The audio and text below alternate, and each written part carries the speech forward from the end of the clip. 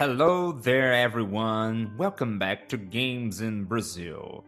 2025 started off on an exciting note with the announcement of the Nintendo Switch 2. But unfortunately, right after that, a wave of bad news hit us Brazilian Nintendo fans. Today, we need to talk about some major setbacks that are making it harder and harder for us to enjoy Nintendo games. Stick around as I break down the latest disappointments, and don't forget to like, subscribe, and hit the notification bell to support the channel. Now, let's get into it. First up, Nintendo has officially discontinued its gold points system. For those who don't know, gold points allowed us to get small discounts on digital purchases, making games just a little bit more affordable. It wasn't much, but every bit helped, especially in a country where gaming is so expensive. Now that it's gone, we're left with full price games and barely any official discounts, making it even harder for many of us to buy the games we love. Next, we have another disappointment for Pokémon fans. The new game Pokémon Legends ZA was recently announced, and while Latin American Spanish is confirmed as a language option, there's still no sign of Brazilian Portuguese. Pokémon RPGs have been around for almost 30 years, and yet we still haven't seen a single mainline game officially translated into our language. This is especially frustrating considering how massive the Pokémon fan base is in Brazil. If indie games and even other major publishers can localize their games for us, why can't one of the biggest franchises in gaming do the same? I've recorded a video talking about this subject, so if you wanna check, just click on the card below, okay? So let's move on. As if things weren't bad enough, Nintendo has also increased the price of games in Brazil. Now, I get it.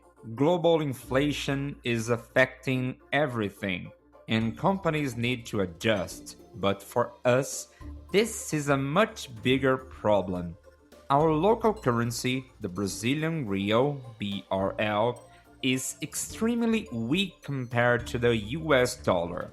To give you an idea, right now, the time I'm recording this video, 1 USD worth around 579 BRL. So when Nintendo games are priced based on the USD, they become insanely expensive for us. For example, a game that costs 60 in the US can cost over 300 BRL. And some of them, like Zelda Tears of the Kingdom, are now costing 3,900 BRL here. And that's without any discounts. And let's not even start on deluxe editions or special releases. Those are simply out of reach for many gamers here.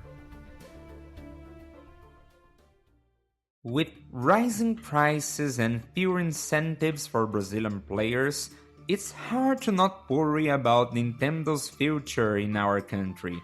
We all remember that Nintendo officially left Brazil back in 2015 due to high import taxes and unfavorable market conditions. They only made a proper return a few years ago. But with these recent decisions, could history repeat itself?